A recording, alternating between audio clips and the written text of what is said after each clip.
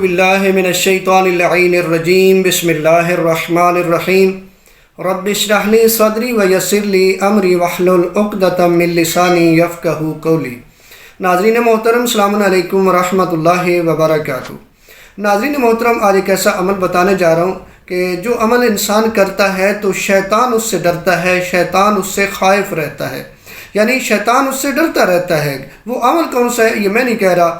امام جعفر صادق علیہ السلام نے اپنے آبا و اجداد سے اور انہوں نے جناب امیر المومنین علی ابن ابی طالب علیہ السلام سے اور انہوں نے رسول خدا سے بیان فرمایا کہ رسول خدا نے فرمایا کہ جب تک ابن آدم وقت پر پانچوں نمازیں پڑھتا ہے، یعنی نمازوں میں وقت کی پابندی کرتا ہے، اول وقت میں نماز پڑھتا ہے، تو شیطان اس سے خائف رہتا ہے، شیطان اس سے ڈرتا ہے۔ لیکن جب انسان یہ نمازیں جو ہے ان کو ضائع کر بیٹھتا ہے تو شیطان پھر اس پہ حملہ کرتا ہے اور اس کو گناہان کبیرہ میں مبتلا کر دیتا ہے۔ ہمیں کوشش کرنی چاہیے، کیونکہ مومن کی تو پہچان ہے، مولا امیر علیہ السلام فرماتے ہیں کہ جو ہمارا ماننے والا ہے، جو علی والا ہے، اس کی پہچان ہے کہ جو اوقات نماز کی حفاظت کرتا ہے۔ یعنی مومن کا کیا، یعنی مومن بے نماز تو ہو ہی نہیں نہ سکتا۔